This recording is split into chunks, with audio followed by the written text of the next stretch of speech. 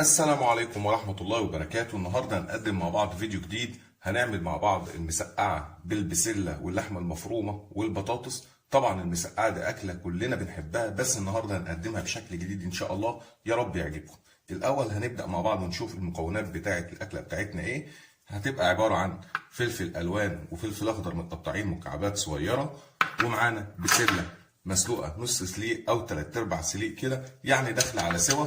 ومعايا لحمه مفرومه متعصجه وجاهزه زي كده، وصوص طماطم، طماطم على بابريكا على شويه توابل من عندنا من البيت، مع معلقه صلصه بوريه او صلصه برطمانات ان حاجه. وكمان معانا الاساس بتاعنا هو البتنجان. طبعا البتنجان ده يا جماعه احنا قلناه نص قليه او تقريبا داخل على سوا، وده هيفيدنا ان شاء الله واحنا بنسوي ان البتنجانه بتاعتي تطلع مستويه وتمام معايا، ما تاخدش وقت معايا في السوا في الفرن. وطبعا بتبقى بالشكل ده متقطعه شرايح ومتبله، يعني شويه ملح على شويه كمون كده على وش البتنجان زي كده. ومعايا برضو البطاطس، برضو خدت وش في الزيت تقريبا نص قلية، وبرضو تبلناها بشوية توابل كده وشوية ملح. وهنبتدي دلوقتي معانا أول خطوة إن شاء الله. هنجيب أو الصينية اللي احنا هنعمل فيها الأكلة بتاعتنا، طبعا بنبقى دهنينها زيت من الأرضية. وهنبتدي نرص البطاطس بتاعتنا، بس قبل ما نرص البطاطس هنشوف هنعمل ايه بالبسله. كل الناس دلوقتي بتسال هنعمل ايه بالبسله ديت، هقول لكم ان شاء الله معايا دلوقتي. طبعا احنا قلنا ان اللحمه متعصجه وجاهزه، والبسله واخده تلات ارباع سوا او يعني داخله على سوا. فاحنا هنقلب البسله على اللحمه المفرومه زي ما حضراتكم هتشوفوا دلوقتي بالشكل ده. هنقلب المكون ده كله على بعضه كده يا جماعه،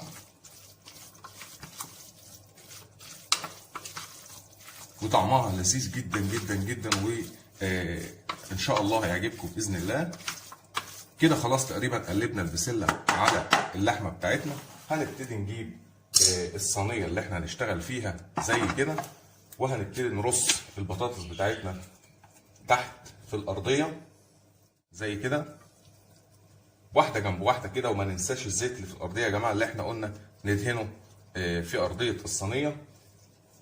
هنبتدي نرص البطاطس بتاعتنا واحده جنب واحده بالطريقه دي.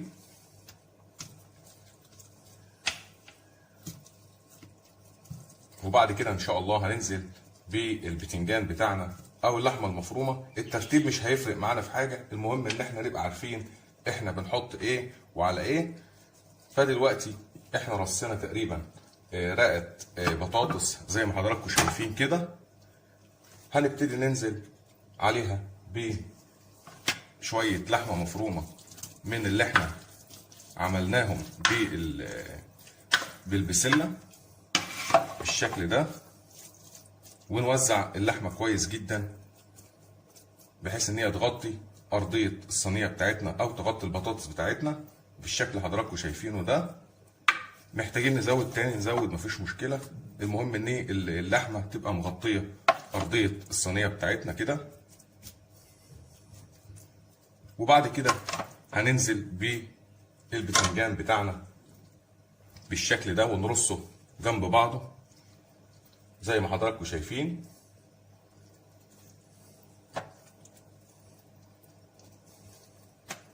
والمهم في الموضوع يا جماعه ان البتنجان لما نطلعه من الزيت يستحسن ان احنا نحطه تحت منه كده بعد ما نطلعه من الزيت شويه ورق فوق، شويه ورق مناديل او ورق ابيض يشرب الزيت بتاعنا ده عشان ما يبقاش مزيت او يشرب زيت كتير معانا.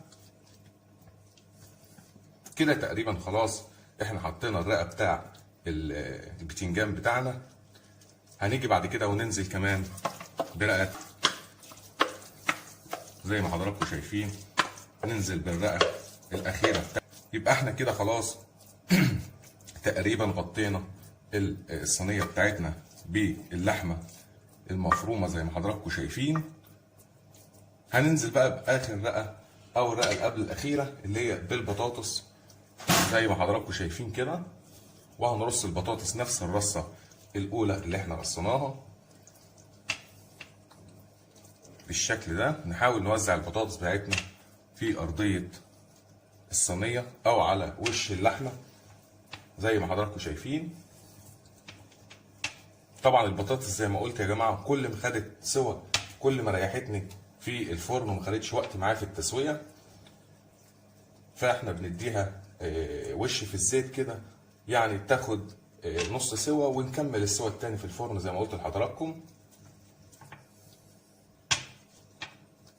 كده تقريبا خلاص غطينا وش اللحمه معانا بالطريقه دي. هنيجي بقى للرقه الاخيره خالص وهي رقه البتنجان بالشكل ده.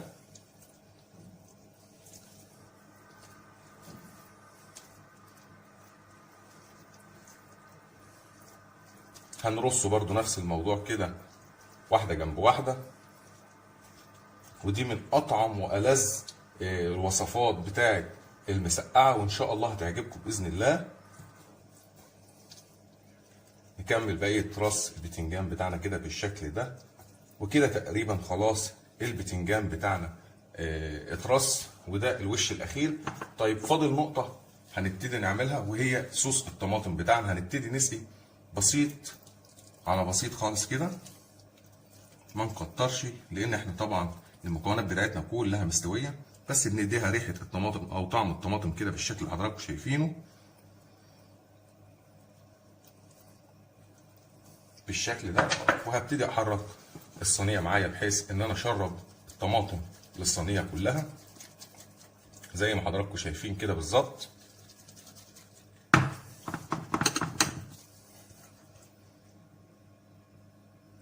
خلاص كده تقريبا احنا خلصنا الوش بتاع الطماطم بتاعتنا. هنبتدي نيجي بالخضار بتاعنا اللي احنا حايشينه ده على جنب، وهنبتدي نرش على وش الصينيه بتاعتنا كده رشه خفيفه. نغطي الوش بتاعنا بالخضار ده. والفلفل طبعا يا جماعه مفعوله سحري في الاكل، بالذات الفلفل الالوان ده بيدي طعم جميل جدا للاكل. ومعاه طبعا الفلفل الاخضر. وهنجيب قرن شطه غلبان زي ده وهنحطه في نص الصينيه وندخل الفرن، وارجع مع حضراتكم ان شاء الله بعد ما اطلع من الفرن ان شاء الله نشوف الشكل النهائي بتاع المسقعه بتاعتنا شكلها عامل ازاي. مع حضراتكم تاني بعد ما بسقعه. طبعا اتمنى ان الفيديو بتاع النهارده يكون عجب حضراتكم، والوصفه بتاعت النهارده وصفه بسيطه ولذيذه وخفيفه وكلنا بناكلها، بس بتفرق معانا في شويه تكات كده بسيطه ممكن تحببنا في الاكل اكتر، او تخلي اللي قاعد بياكل يعرف ان اللي بيعمل الاكل ده مش مجرد انه بيحط اي حاجه على اي حاجه ويطلع اي اكل وخلاص، لا الاكل فن ولازم نبقى حابين الحاجه اللي بنعملها عشان تطلع معانا. ان شاء الله اقابلكم في فيديو تاني جاي باذن الله، والسلام عليكم ورحمه الله وبركاته.